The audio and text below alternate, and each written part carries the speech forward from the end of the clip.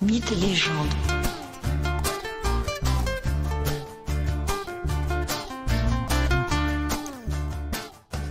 Bonjour à tous et bienvenue dans ce nouvel épisode de Mythes et légendes. Aujourd'hui, je vous propose de découvrir le 12e et dernier travail d'Héraclès.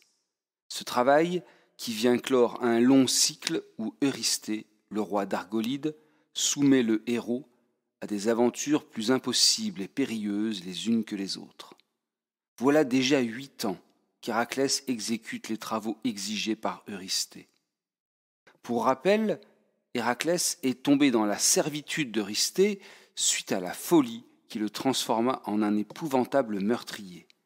En effet, la jalouse Héra, épouse de Zeus, avait poussé Héraclès à tuer sa femme Mégara et ses enfants.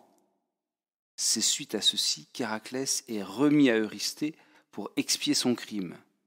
Pourquoi Héra avait voulu se venger d'Héraclès ? Car Héraclès est le fruit des amours interdits, des amours illégitimes de son époux.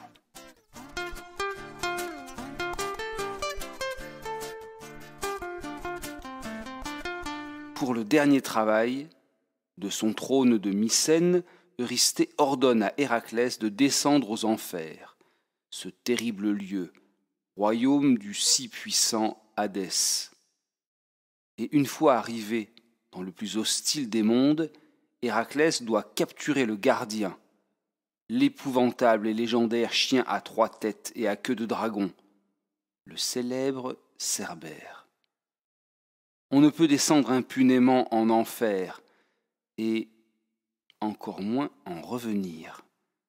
Héraclès sait qu'il va franchir ici une frontière sans retour. Il décide donc de montrer son respect pour les créatures des mondes inférieurs en s'initiant au mystère d'Éleusis.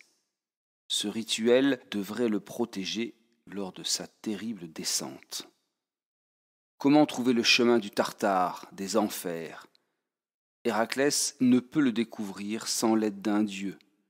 Il reçoit donc le soutien d'Hermès. Le dieu conduit le héros jusqu'au cap Tenare, cap situé au sud du Péloponnèse, point le plus avancé de la Grèce continentale. Accompagné par Hermès, Héraclès descend jusqu'au Styx, ce fleuve souterrain qu'il faut traverser pour atteindre les enfers. Le passeur, celui qui guide la barque conduisant d'un côté à l'autre du fleuve, n'est autre que le Théseux et si sinistre Charon. Une fois arrivé à destination, Héraclès est reçu par Hadès, le maître des lieux, le dieu des morts. Celui-ci accorde au héros le droit de combattre et d'emporter Cerbère à une condition, que le héros combatte désarmé le monstre. Héraclès accepte.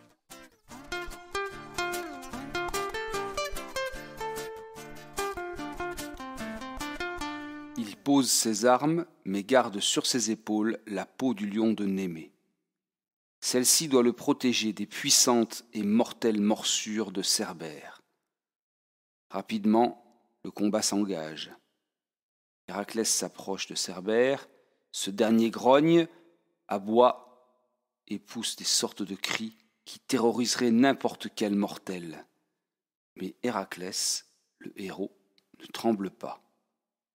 Bien que le chien gardien des enfers soit très puissant, Héraclès parvient bientôt à saisir la bête à la base de son cou, à la base des 3 têtes. Il tente alors d'étouffer l'animal pour le soumettre. Et les gueules béantes et voraces tournoient et saisissent le bras, les jambes ou les épaules d'Héraclès à plusieurs reprises. Mais la peau du lion de Némée le protège. Le héros ne lâche pas prise, hors de question de céder si près du but. Cerbère, à bout de souffle, se soumet soudainement à Héraclès.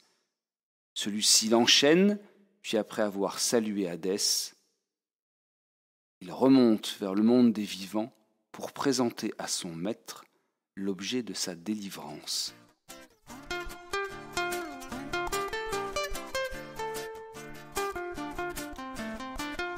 Comme souvent, lorsque Héraclès revient au palais d'Eurysthée, Ce dernier se cache dans une grande jarre. Cerbère effraie alors le roi d'Argolide, qui ordonne immédiatement que la créature infernale soit ramenée aux portes des enfers, portes qu'elle doit garder. Mais le mythe continue. En effet, point de repos pour le héros. Celui-ci repart bientôt à la tête d'une petite troupe, d'une petite flotte, sur une mer déchaînée.